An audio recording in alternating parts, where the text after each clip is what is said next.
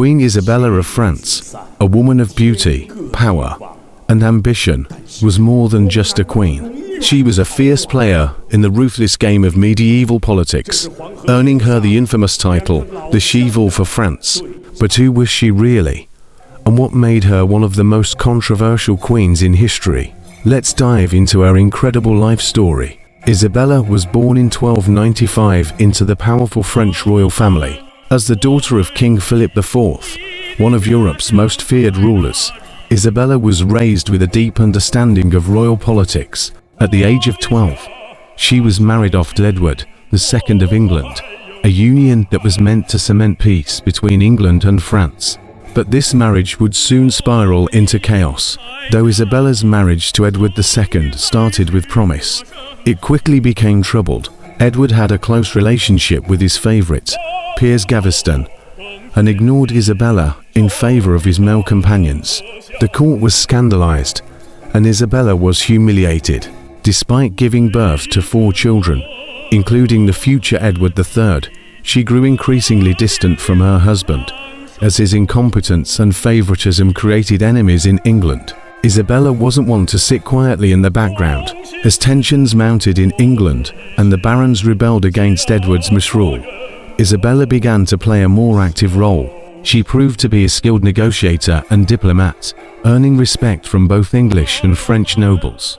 But the breaking point came when Edward II replaced Gaveston with another favorite, Hugh Despenser. This new relationship would lead Isabella to take the most drastic step of her life. In 1325, Isabella fled England, taking refuge in her homeland of France. Officially, she was on a diplomatic mission, but secretly, she was gathering support to overthrow her husband. In France, she met and fell in love with the exiled English nobleman Roger Mortimer. Together, they plotted an invasion of England. Isabella's charisma and her network of alliances helped her raise an army, and in 1326, she landed in England with her forces, ready to depose Edward. Isabella's invasion was swift and decisive. Edward II was captured and imprisoned, and in 1327, he was forced to abdicate in favor of his son, the young Edward III. But this wasn't enough for Isabella and Mortimer. Shortly after Edward II's imprisonment, he was mysteriously killed, leading many to suspect that Isabella and Mortimer had a hand in his murder.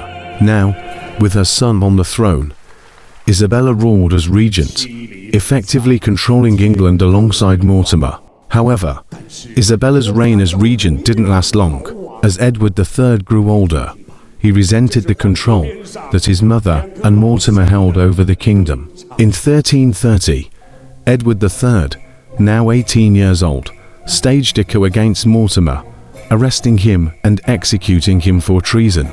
Isabella was spared execution, but was forced into retirement, living the rest of her days in relative obscurity. Yet, despite her fall from power, Isabella left a lasting legacy. Her actions had reshaped the English monarchy and paved the way for her son, Edward III, to become one of England's greatest kings. Isabella of France, the woman who defied her husband, raised an army, and helped change the course of English history, remains a fascinating figure. Though history remembers her as the She-Wolf, she was also a mother, a queen, and a ruler who refused to accept her fate. Her story is one of ambition, love, betrayal, and power, an unforgettable tale of one of the most remarkable women of the Middle Ages. If you enjoyed this video, don't forget to give it a like and hit the subscribe button for more amazing history content. Thanks for watching, and see you in the next video.